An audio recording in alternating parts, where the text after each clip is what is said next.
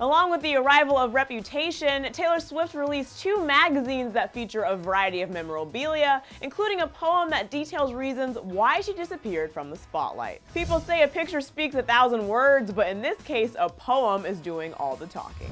It's no secret that following the major success of 1989, Taylor Swift straight up disappeared from the spotlight following the very public and somewhat embarrassing showdown with Kim K and Kanye.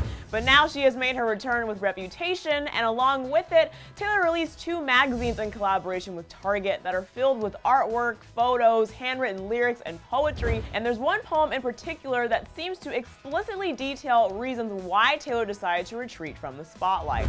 The poem is called Why She Disappeared, and in it, she writes some pretty powerful lines about the emotional journey she went through after being dragged in the media. At one point in the poem, she echoes criticisms the media put out about her, saying, quote, "Your kindness is fake, your pain is manipulative."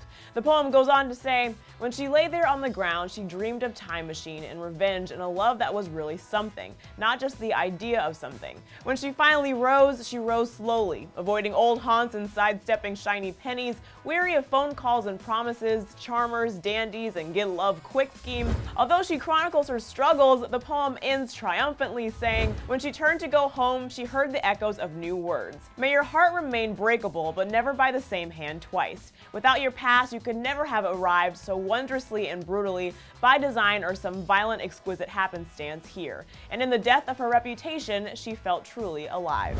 Now, it is a poem, so there are of course several different ways to interpret it, so Taylor may not even be the intended subject of the poem, but I have a feeling she pulled from personal experience. What do you guys think about the poem? Do you think she's the subject? Let us know in the comment section below. Don't forget to subscribe and then click right over here to check out some of the hottest lyrics from Reputation. Thanks for watching Clevver News. I'm your host, Drew Dorsey, and I'll see you next time.